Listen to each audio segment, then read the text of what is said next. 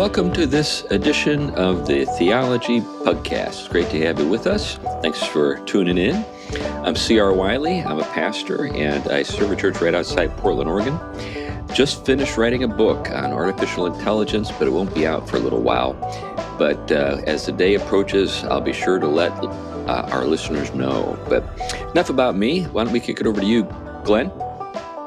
I'm Glenn Sunshine. I am a retired history professor, senior fellow at the Colson Center for Christian Worldview, and I have my own 501c3 ministry, Every Square Inch Ministries, at esquareinch.org.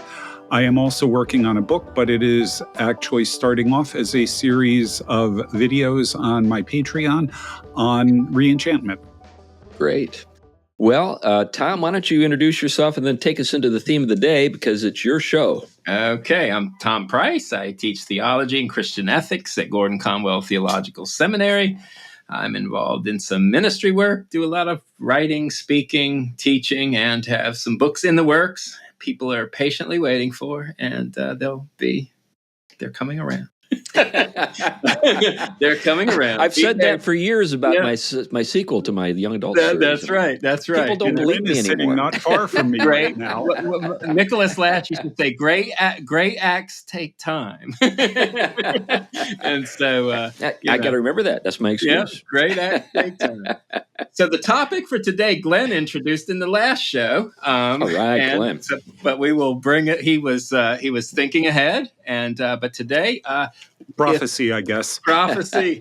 So if you've been paying attention to what's been floating in kind of the news and kind of online chatter about some of the stuff going on in biotech, you may have seen this note that China is on the verge of creating or producing a robot that has a womb that basically can replace the human womb for gestation of human beings, babies. And so that has been floated around with some imagery, which was itself enough disturbing for many of us, maybe liberating for some people, strangely, but disturbing for people like myself. And so it's worth a talk about. But before I jump in, I want to note that there is not 100% certainty that was 100% true that China is on that verge. Some are suggesting that's kind of fake news, and it's kind of stirring up something that isn't quite ready to be made. But with all that said, Japan, if you're not into China producing, has been almost at that point for a long time. They have been working hard at it as well. We can talk a little bit later about why they may be motivated to be working for something like that. One reason, because they have low birth rates.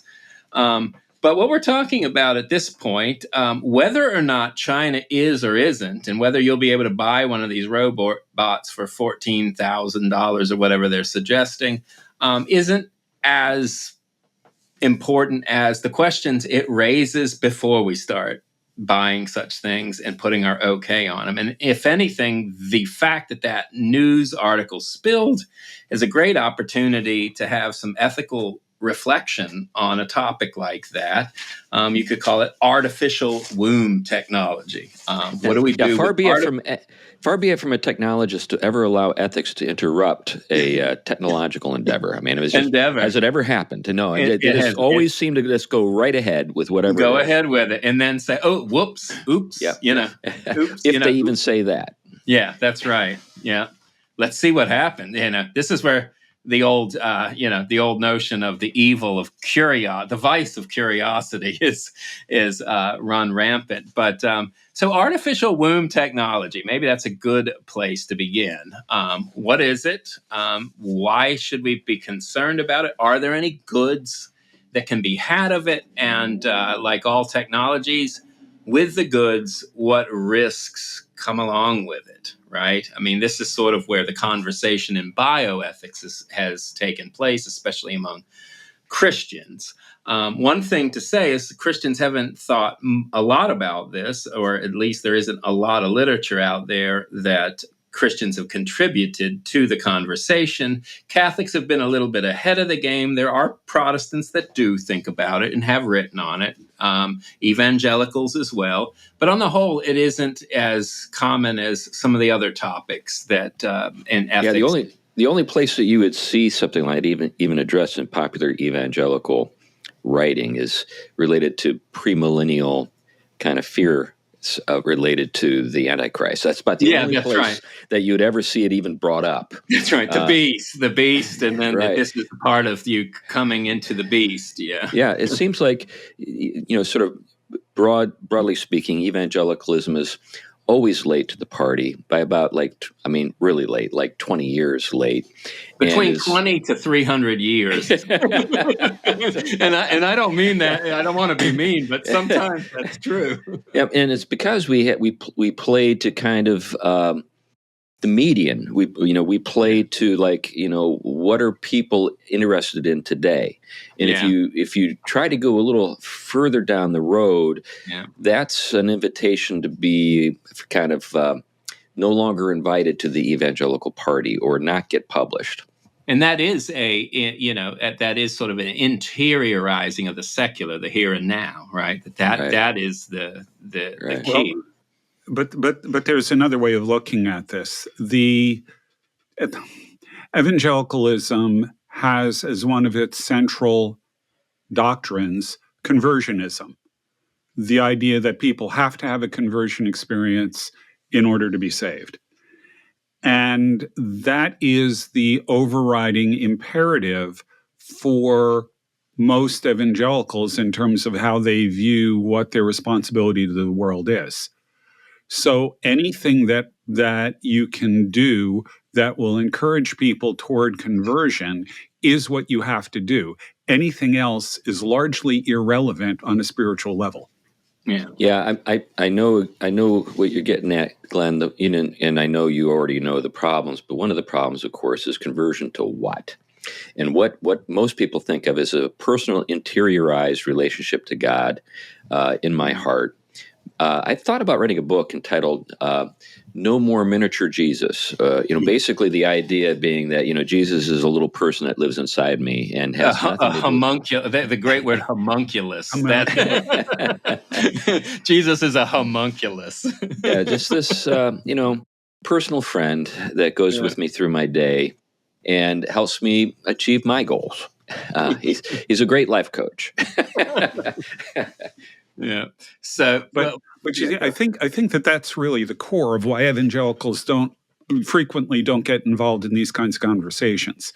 Yeah. It's because from the serious evangelical, from their perspective, what matters is conversion. What matters is bringing people to faith. And there's something to be said for that, but it is missing an awful lot. As you say, conversion to what? What does it mean to convert? What does it mean to accept Jesus? What does that imply? All of those questions are not really out. Yeah, it tends to end up being very cognitive on one end, or just very experiential on the other. But the point is that it doesn't mean the uprooting of the way one sees the world, and then the reenactment of truthfulness in the world. And what we're talking about is what it means to see in faith and evaluate the world situation from the light of truth. And that's something that any Christian should have a part in. That's what means having your mind renewed, to be able to see things in the light of Christ's truth, creation, the fall, redemption, and then what that has to bear on the world in which you're in, and how you have to live in the world, and what truth you have to tell.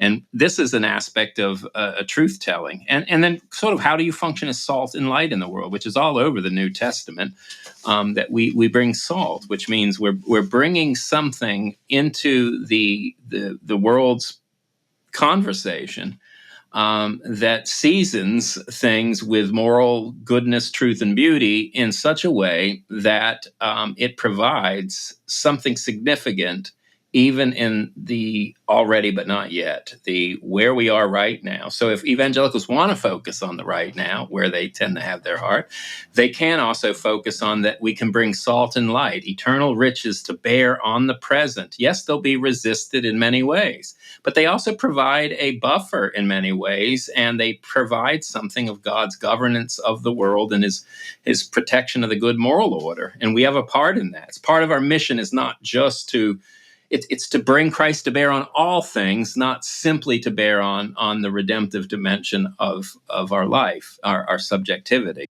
And so I think this is a case in point. I mean, ethics, the social implications of the gospel and the moral implications are things we can't bracket out. And so other Christians and Christian history, even the early reformers, they were all on board with talking about what are the social, political, and ethical implications of the gospel. And this is what we're about today. I mean, what does it mean to start to say, here is an ethical set of issues that we're going to be confronting sooner or later, whether China has developed this or not, or Japan, that is going to radically mean reconceiving the way in which we understand birth, gestation, family relations, procreation, human life, birth. And then, of course, there's going to be all kinds of legislation and social ramifications that come from that transformation. So we can't just ignore it and just hope that we're going to convert the scientists that are working on the projects. I mean, that would be nice, but we need to find places where what we bring to bear on it concerning creation, where we should be going and where we shouldn't be going, serves as a witness and light to the truth in all of this. And don't let just curiosity run the scientific show. And there's another dimension to this, and that's the profit motive. Yeah. So, there is a strong demand for babies. Yeah. And, we could say... Except nobody wants to have them. That's right. They want the baby, but they don't want the baby to go through having the baby. Well. Right. So, this is like a conversation that could go on all day, just talking about all the crazy kinds of things that people do to, have a baby, but also not have a baby at the same time. And who wants it under their, what conditions. So everybody wants it their own way. And I think that there are a lot of people who are more than happy to pay for this. A couple of questions arise for me related to this, and that is, when was the last time we had a technological breakthrough that didn't have all sorts of unintended consequences?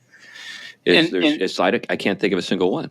Well, this is the thing. I mean, that was I mentioned in the last show. I'll mention it again. I think it was Andrew Willard Jones' notion that the future is always worse than we expect it to be. With technology in particular, and so the way it kind of unfolded technologically is that these are kind of some big words in the field of bioethics, but they're worth learning. So what we have is something called ectogestation, right? This ectogestation, this is a form of enhanced neonatal care. In other words, helping maybe suffering situations come to a good, complete, healthy pregnancy, right? Where some, that are in the gestation period, something takes place that maybe is going to harm the baby or the mother. And so they're creating this technology that says, maybe we're able to take the child that's developing and put it in this kind of artificial womb so that the mother can be spared and the child will be spared. And most Catholic, Protestant, everyone else is like, that's a tolerable technology. That is something that it would be actually be very significant, especially in other conversations, for example, around abortion, where my body, my choice no longer becomes, wait a minute, what if that conception can be placed in a body that doesn't undo something someone's unwilling to do? And so that will require a whole different set of legislative and also kind of moral conversations. Like, why would you demand to terminate something when you do have technology that can bring it to fruition and you may have people that would adopt it, right? So you can see some goods with gestation approaches, to some of this, at least the way they put it, ecto. Yeah, and that's how these conversations always begin, is with some legitimate need, and then an overselling of it Well, that's the next stage, is where it moves from that to becoming the whole process is actually placed within the new womb, birth to just, full, basically conception to birth or anywhere in the process, and it becomes a substitute or surrogate for right. even healthy pregnancy. So this is where, like you said, this is one of those. It's kind of like the thing we talked about with Lambeth. This is where we're at a place where we can intellectually discern a distinction and a technological good, but there is no moral compelling reason in terms of the people who have a say in it to draw a line. Yeah. Now, the thing that occurs to me through all of this is something that Katie Faust from Them Before Us points out. And this is just with surrogacy, let alone with the kind of thing we're talking about here. She says that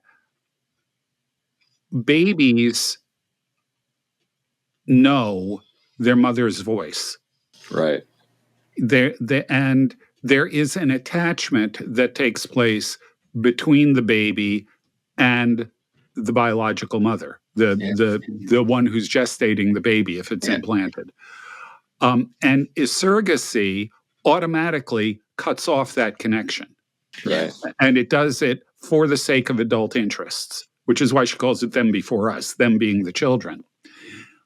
And this causes, in most cases, it's the same thing with giving up a child for adoption. It causes, in many cases, serious attachment disorders and psychological issues and things like that. Yeah. What happens when there's no mother? Right. Well, that's, it's interesting because, believe it or not, they're trying, you know how the curious get. They're trying to create conditions in which there's tech to which the mother's voice, external, is able to communicate in through AI. How do you like this weird combination? All these different ways of trying to make up for or mimic as closely as possible the natural in an artificial machine-like way. But you're right. I think this detachment from real humanity. And I think this is where strong clarification as a Christian, where the personal, the imago Dei, the image of God, what the Christian distinction and the distinction it makes has to play into our conversations about it. And we do need to get a hold of some very deep clarity at what the difference between a mother speaking technologically into an artificial womb versus a mother talking to its child naturally within an embodied situation. Now, I am very sympathetic to parents who can't have children, and technologies that, this is what we call kind of physicians of technologies that try as much as possible in healthy and non-morally violational ways of helping people along. And some of these situations where health of mother, everything else, the first stage may be an okay conversation to have.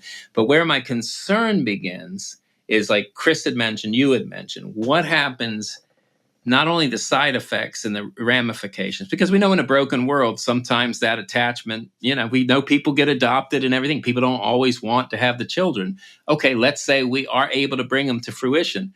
But if we're moving into the stage where we could move to where we're harvesting human beings, we're creating them in a consumer way. Hey, we're going to produce through our robots a bunch of superhumans, and we're going to offer them at a certain price.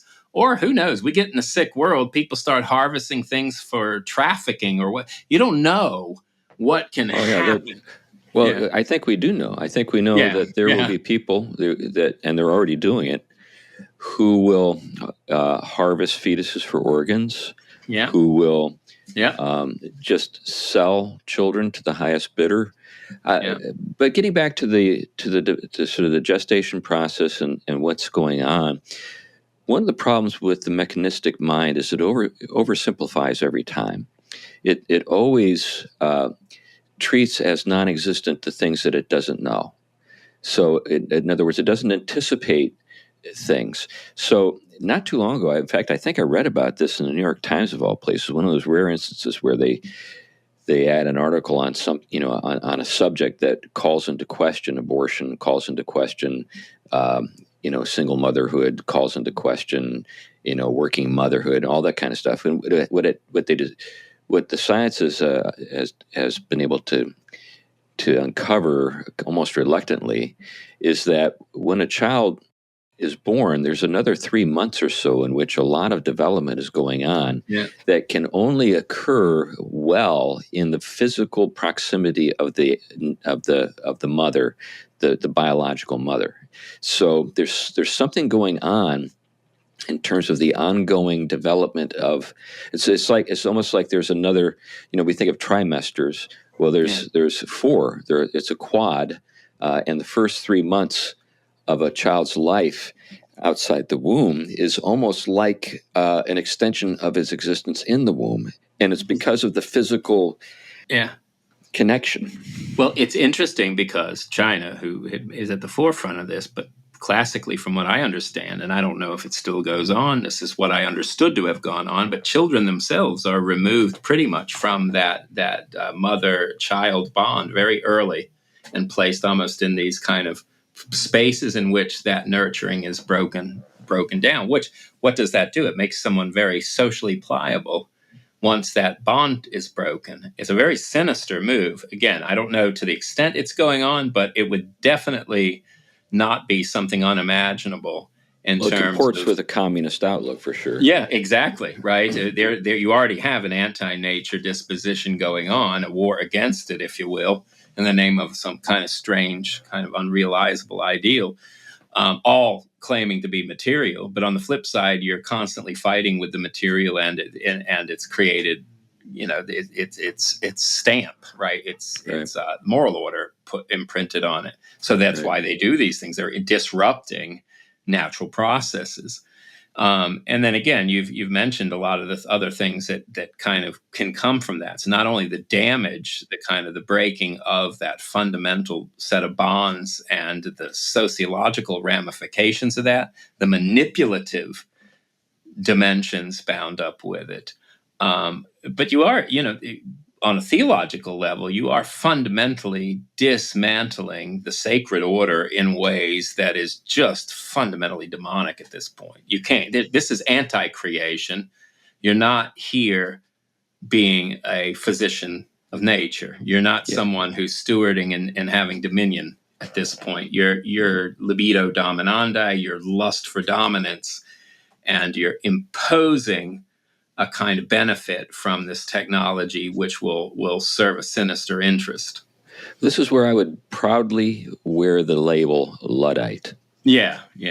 So this is where you could actually destroy the machines with a clear conscience. Yeah. Now, I know it's somebody else's property, but so would be like a rack that you use to torture another human being on. Yeah. That I could say, well, you should never destroy somebody else's property. Well, what you do in a situation like if you were to like to destroy a guillotine or destroy a rack or destroy some other device of torture, it would be in the service of the human race. In other words, that thing doesn't even deserve to exist. Yeah. So in my mind, this is kind of would justify that kind of action. Yeah. Well, this raises an interesting question then at this point is that let's say that we understand certain moral goods that could come in the first case, right? That maybe abortion would certain types of abortion at least may be able to be done away with. And also certain risks that happen to the mother or the child that allow for a child to be born and brought to a healthy birth in otherwise normal biological conditions. But you're right. This is where we already, in accepting that, especially as people, evangelicals that are pragmatically inclined, what does that do to precondition us in a way to start to begin to be okay with or not be disruptive to the next level where it moves from that to, because you know clearly well. I mean, here, let's put it on this level. I know enough people from the generation after me, let's be kind, that love to travel the world, don't have any kids, right? They don't want their bodies to be malformed by the processes of pregnancy. But maybe when they get around 40 and say, you know what, I want to have some children, maybe, it would be sweet. Let's have a robot do it. This could become, commodification of children. And then you have the whole, it becomes just this huge, once it enters the economic dimension, you're completely lost to it. So let's just think about. Go ahead, Glenn. I'm sorry. If I can quote the great moral philosopher Lyndon Baines Johnson, and for those of you who don't know LBJ, that was sarcastic. But he said something. This is a very close paraphrase. He said, "You do not judge a law by the good it would do if it were rightly implemented. You judge it by the harm it will do if wrongly implemented." Yeah. And that's essentially the problem as we're approaching this kind of technology. Yeah. Right. Well, what we know, let's take another technology that I think has a use that we could all support, and that's plastic surgery. Yeah. So plastic surgery is really a technology or a kind of a therapeutic approach to surgery that would be really helpful for burn victims, for people who are dealing with other kinds of genital, or not genital, but genetic, maybe physical abnormalities. That's the best way to put it, physical abnormalities. Or after an accident, or right. reconstructive surgeries, I think what they call it under those circumstances. Yeah. Right. So this is a marvelous technology. We all know what it's mostly used for. In fact, that's where the money is with breast enhancements and nose jobs. If you look at the hierarchy of who makes the most money in the medical field, I think plastic surgeons are like second to the top. They're way up there. And you know that this is where this will go. It'll be that kind of. It'll be commodified. It'll be, it'll be far removed. The vast majority of it will be far removed from the best case use of the tech. And you'll have Christians bragging about how they had some robot, they're on their 5th robot child. And the thing is, I'll give you an example. I remember how horrified I was. Talk about plastic surgery. Remember the actress Roma Downey? She did this, I think she's from Ireland or something. She did this kind of Hallmarkish version of the Jesus story. And she played Mary. And I was flipping through one day and I was like, okay, maybe a Jesus story. And she shows up as Mary, but she has all of the plastic surgery. I was beyond cringe mode.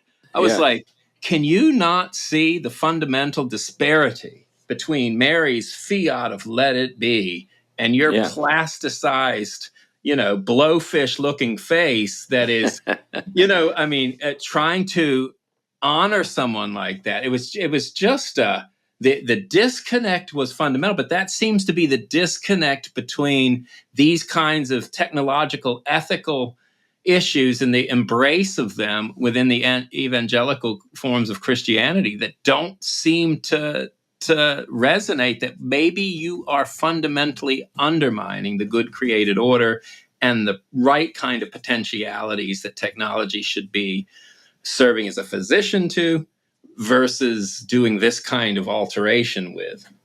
So, for those of you who don't remember Roma Downey, she was in a program called Touched by an Angel or something like that. Yeah. And if I remember right, she's Catholic. Yeah. So you can't blame the evangelicals for that one. Yeah. Well, she was touched by the plastic surgeon.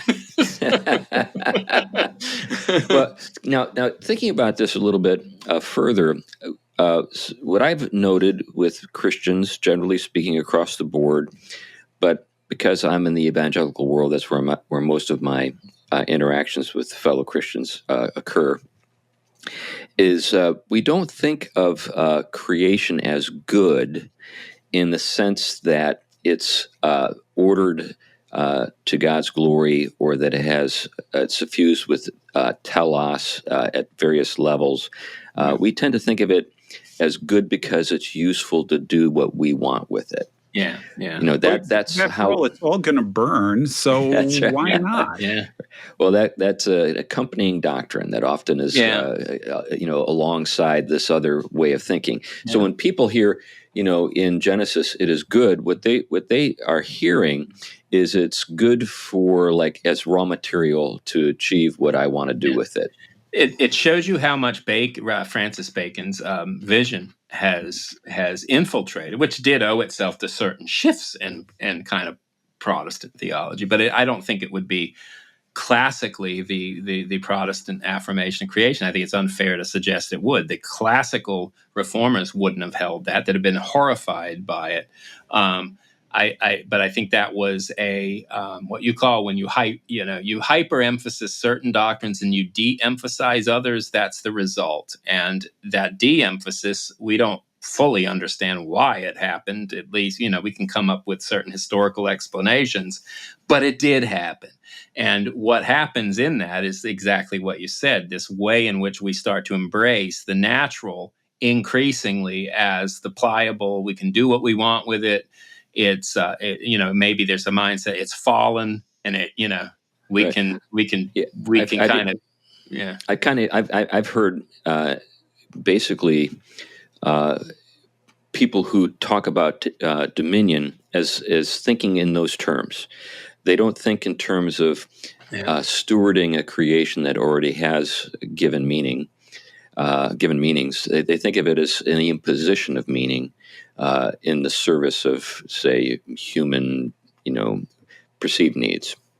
That's it, and I think sometimes what often gets what often and this was both Catholics and Protestants were guilty of this in their own different ways as the kind of birth pangs of maternity started to enter into the bloodstream of Christian consciousness, whether they were aware of it or not. But what you see is what we call today the negative consequences of quote unquote kind of colonialism was exactly that, this kind of misconstruing of dominion as the good of imposing Christian meaning onto the world, rather than the kind of contemplative way of which relating to the various creaturely goods with a mission that was called to transform these things. So there is a different attitude going on there, but you have people often get blamed, like a Columbus or someone else, of being guilty of that when they weren't. And then you have the flip side, many that did run that kind of agenda in the founding of the sciences, not only on other cultures, on their own culture, on their own, we're dealing with it now. It's a complicated set of, terrain to try to manage. And again, what I often say is the worst things that the world can do is can take the rich depth of Christian truth and offer a mad version of it, a heretical version of it, because when they owe itself to that kind of profound truth that Christ gave us, and yet they distort it like dominion or something else, and the Enlightenment as a kind of a way to unify things in a way that owes itself very much to a lot of Christian ideas, but rips it from the fuller Christian vision, it does so much damage because it is disconnected from the things it needs to be connected to. The classic reformers didn't want to disconnect it. The classic Catholics didn't want to disconnect it. The classic Orthodox didn't want to disconnect it, but it got disconnected. And this is the mess we're dealing with, and how to reconnect it without going, like you say, there are goods here. There are ways that technology may allow for people that are in a pregnancy situation to be able to use tech to save their child and save the mother.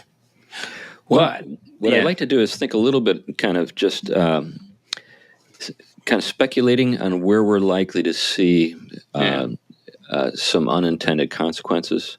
Yeah. So I think that one of those we've kind of hinted at, and that's the psychological. Yeah. Not just with the child, but even with the parents. Mm-hmm. There probably will be consequences that might lead to particular diseases, so to speak, that are unique to this particular kind of birth, Then things related to, say, immunity. Maybe I can't help but think that this kind of antiseptic approach to childbearing, which is what I think unless you're actually introducing germs and pathogens into the womb, but then without the mother's antibodies being present, there's just all kinds of things.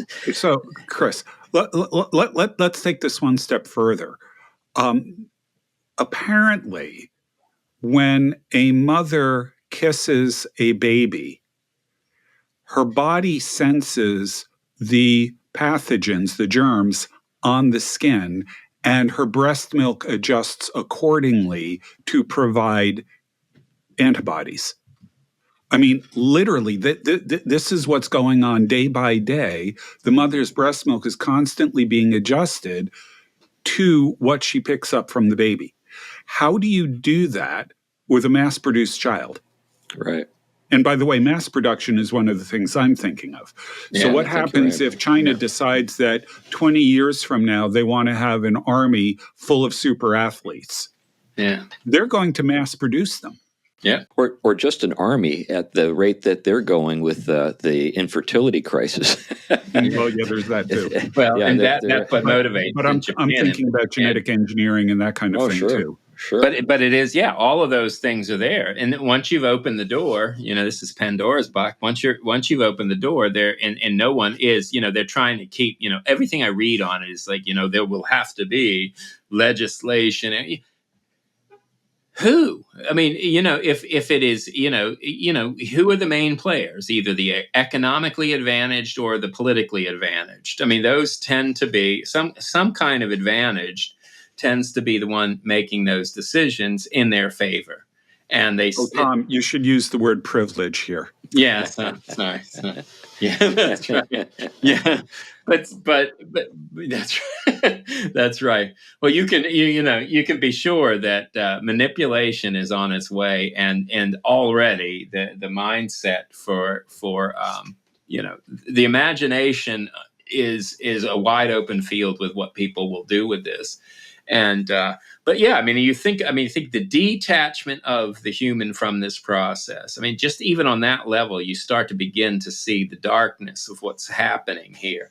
And this is again a move beyond the helping of a family save its child or mother. This is where we've actually entered into terrain where we're trying to mimic, and therefore, in a sense, in an abstract way. And then it becomes a question: whose child is it? Who is its parent? What is its parent? There are all kinds of strange things that start to come up. Where's its loyalties lie? What will its loyalties be? You could say the nurturing next step, but who is that going to be? The state? Is it going to be robot nannies?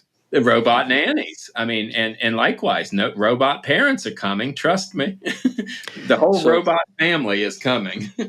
Getting back, this gets us to the mechanization of everything, including the human body, kind of conceiving it in that way.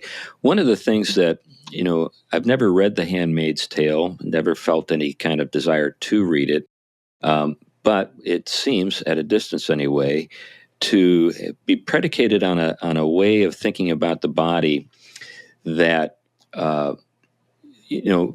understandably people resist, and that is just kind of as a mechanism for bringing people into the world.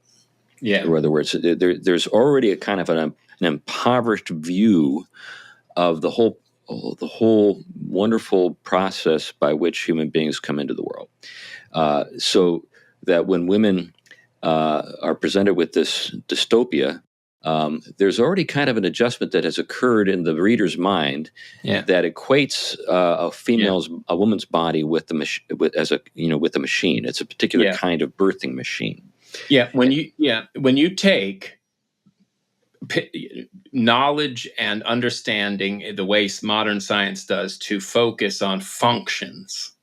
If you can reduce a person to their functions, right, a female to a function, then they're replaceable by technology. Right.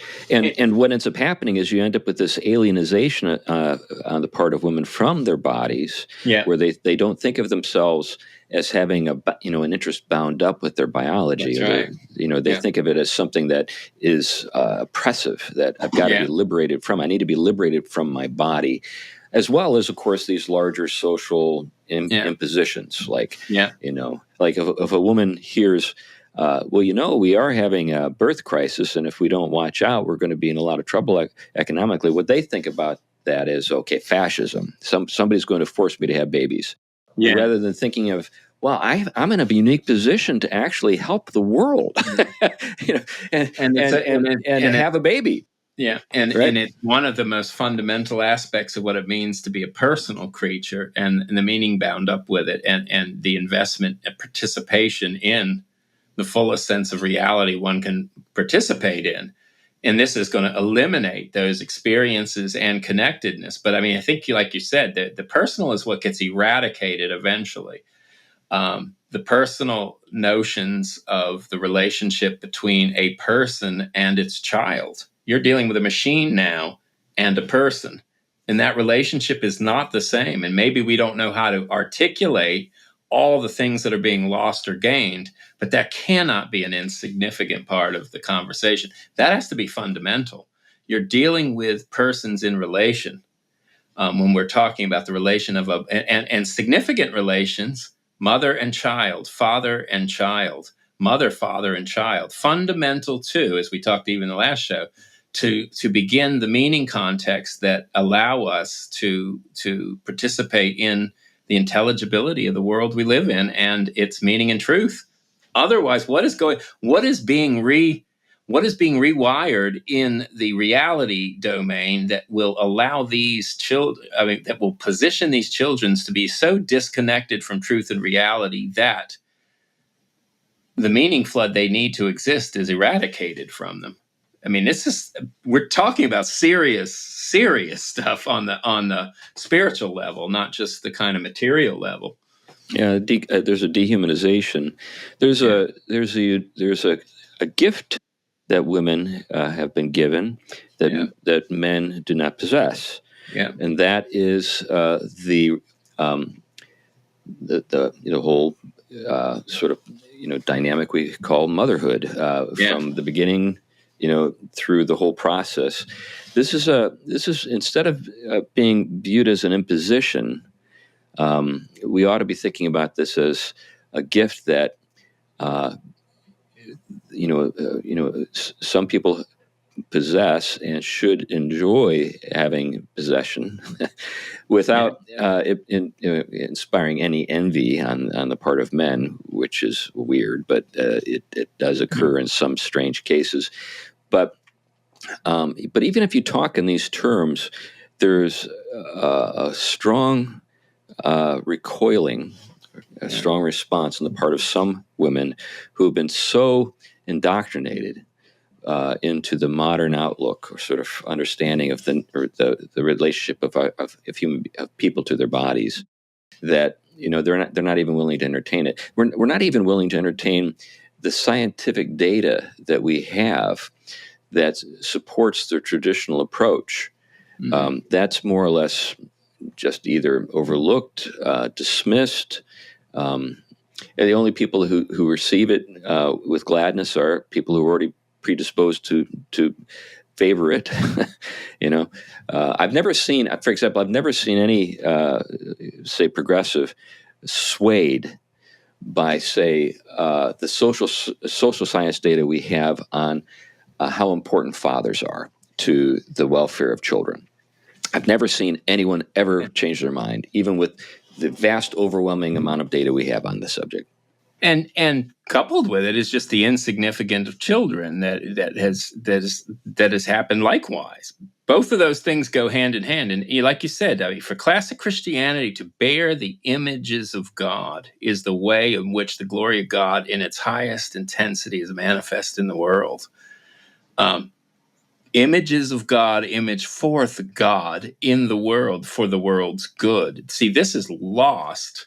And so now we just have children as whether or not they bring meaning to my life in a subjective way, and whether or not a father is significant to that meaning or not. I mean, it's all subjectively positioned.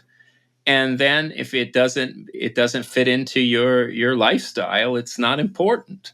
And men now, because technology and the economic abilities for women to kind of be on their own in many cases, they can do away with it. And this is where I think these are the different ways in which technology has reordered, remapped reality for human beings and their social relations that has already disconnected us from the kind of meaning core that is essential to our flourishing and our life and even our salvation, I would say. I mean, think of think of the incarnation, right? Mary. What is at the heart of that incarnation but her giving birth, okay? Jesus entering a robot in an artificial room would not have been redemptive. Right. Yeah. Right. Yeah. Now, some people would say, well, there still are biological parents because there have to be donors. Yeah. There's the sperm donor and the egg donor. Yeah. You see where I'm going with it. But then, even that, I think, is well, but no, that's actually something because with sort of techniques that we've been able to create to manipulate the genes. Right now, it's conceivable that we could have a whole host of people who have a relationship to the physical relationship to a fetus. If I remember right, there's already a case where a baby has three parents. I think I've heard that people too. Contributed the genetic. Yeah, and they're doing all of that stuff. It's incredible. And like you said, if it would have stopped at the point where whatever they were doing was actually a help for a mother or a child or a family to just bring otherwise natural birth into a world, great. But they won't stop there. And this becomes, I think maybe that is a good question point. What do we do as Christians when we know they're not going to stop there? What again, what does it mean to be salt and life in that context? We definitely don't have the influence that in the medical world to just say stop and they'll stop, right? So what do we do? I mean, yeah, there's questions of resistance, or we're not going to go along with certain things. We're not going to add our money to certain things.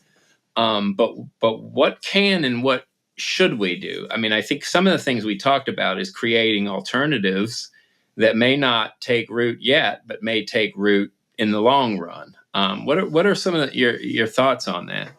Yeah, I think first of all we need to recover a pro-natal Christianity. We've lost it. Yeah. And my church is a real outlier. When I tell people how many children we have in the median age of our church, they're kind of astonished. Some people assume that we're like browbeating women into having children or whatever. That's it's very far from the case. If a woman has that kind of revulsion when it comes to motherhood, she doesn't have to come to her church.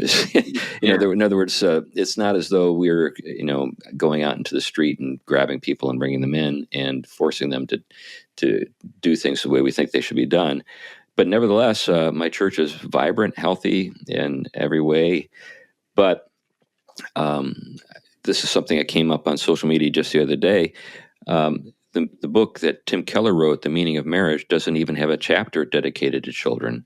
Every time that book comes up, I make that point. Yeah. And it's not as though the marriage vows in the Book of Church Order and the PCA, and by the way, he was in the PCA and he would have used that Book of Church Order. It's not as though children aren't provided as a rationale for marriage. It is. It's one of the three things that the Book of Church Order maintains in the marriage ceremonies is, includes children. Having children. In other words, you should be open to having children. So, I've even, I've never read the book myself, but I wasn't entirely surprised when people told me about this, because I was at his church a few times, and I mean, you could count the number of children on one hand in a congregation of over 1,000 people. They had multiple services, but they played entirely to the sort of the Upper East Side, and kind of the crowd that the television series Sex and the City is about. That was who they were shooting at. Yeah.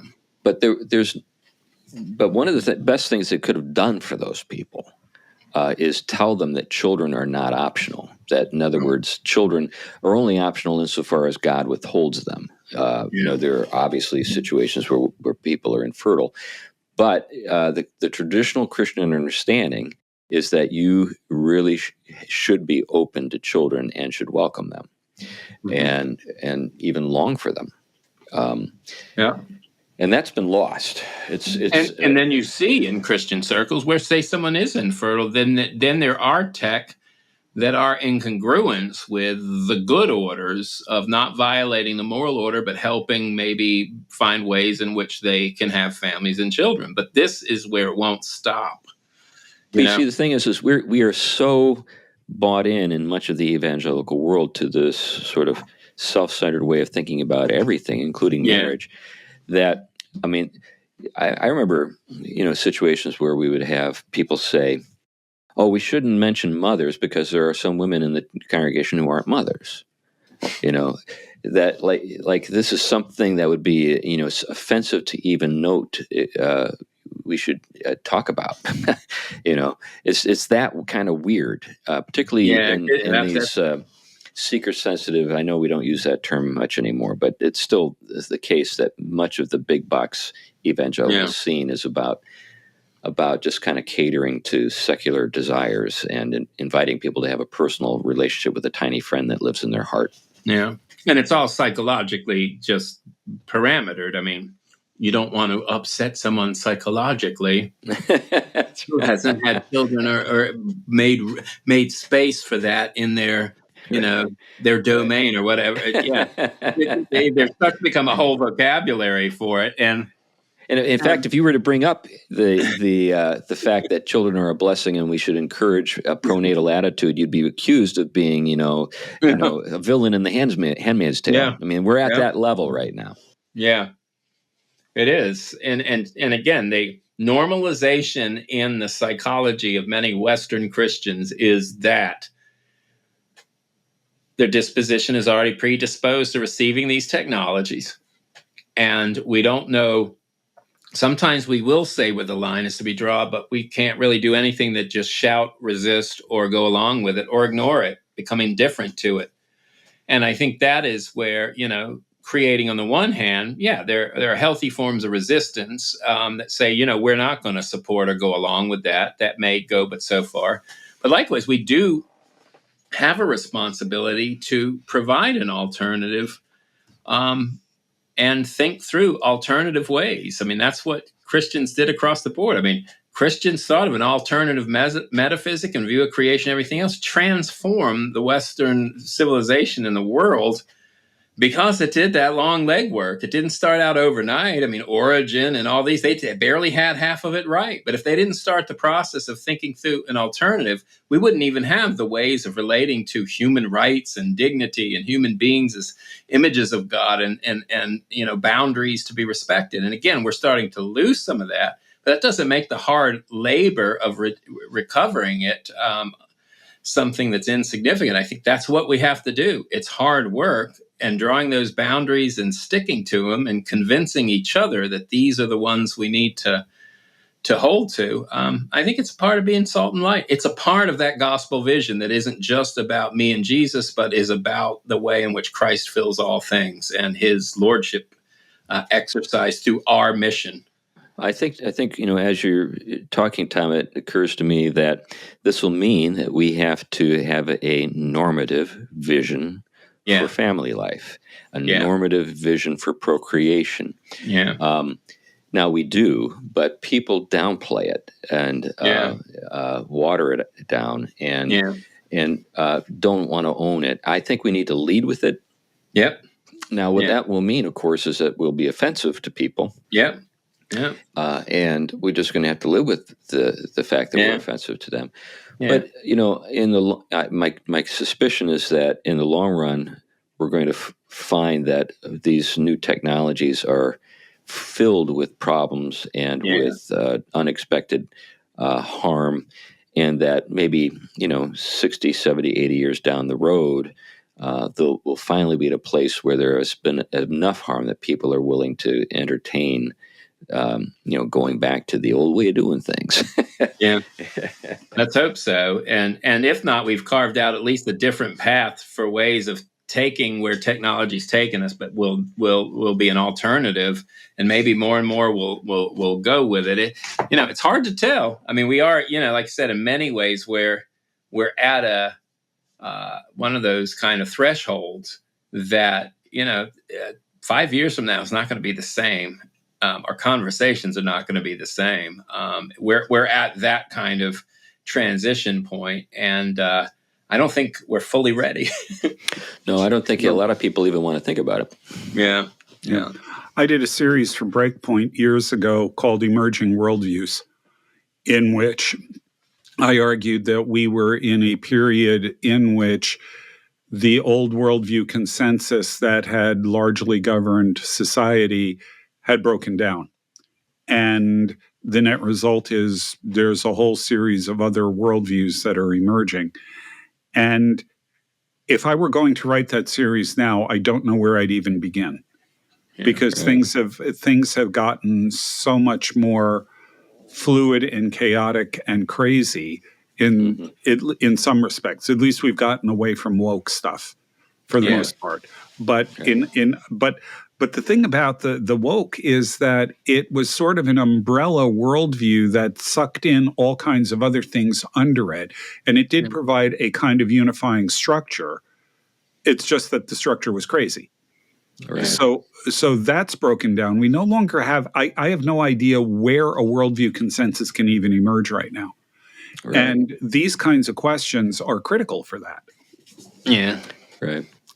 Yeah. Yeah. This is a kind of a downer way to end the show. We're kind of at a loss. We know who triumphs in the end, and that providence is not. I mean, we're not a people that are miserable like Paul said. If the resurrection at the same time, in my book, I kind of. I wonder what a post-millennialist was thinking in 1917 in St. Petersburg.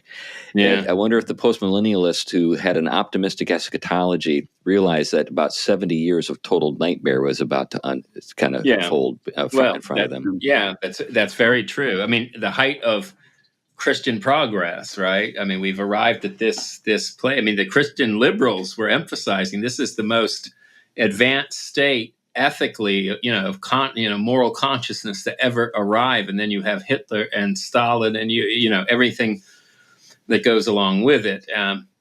It's weird. On the flip side of postmodernity, we've entered this auto creativity on one end, and this just kind of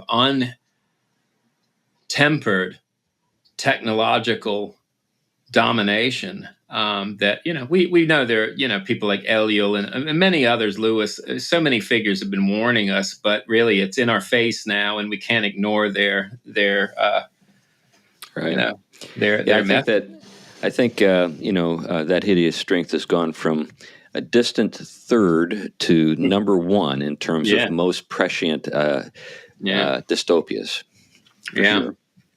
And I even, yesterday when I was starting my class, I said, I'm sorry, we're going back to the Stone Age, but we're not using tech for tests, exams, or anything else. I said, I owe you at least one thing as another human being. I owe you to have an educational experience in which there's real communication and knowledge happening, and that you're not just kind of, going through a pattern that is disconnected to our human relationship to each other. And I don't know that they fully understood what they're about to encounter, but I'm trying to do education in a way. The old joke in the academy, and you guys all know this, is education is one of those things where you want less than you paid for.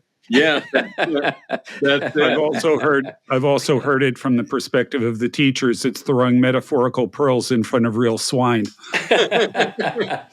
Yeah. So it is. We'll see, but yeah, I mean, it's blue book and multiple choice, and so All right. short Way to go, answer. Tom. Way to go, Tom. Yeah, That's where I would be if I were still there. Computers. Yeah. Yeah, computers. Anyway, well, let's wrap it up here. Thanks, Tom, for. I actually have a wrap up.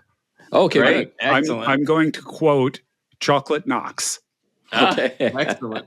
If you're single, get married. If you're married, have kids. If you have kids, baptize them. There you go. That's a good way to end it. That, I think, is probably the best wrap up I can think of for the show. Just try not to have it with a robot. Right. Yeah. Well, there's that too. Anyway, well, thanks for listening to this episode of the Theology Pugcast. And if you'd like to help us out, it would be greatly appreciated. You can do that by going to our Patreon page, and the link is in the show notes, and become a patron, which would mean supporting the show on a monthly basis financially. And that's a help because we do have real bills. There are people who expect to be paid, and we need to pay them because they do good work for us. And we could use the help doing that. So if you wouldn't mind, check it out and see what you can do.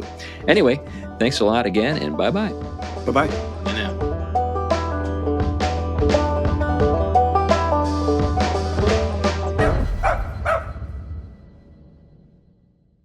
Theology Pugcast is a ministry of Westminster Presbyterian Church in Battleground, Washington. The Theology Pugcast is produced and edited by Wiley Craft Productions of Nashville, Tennessee.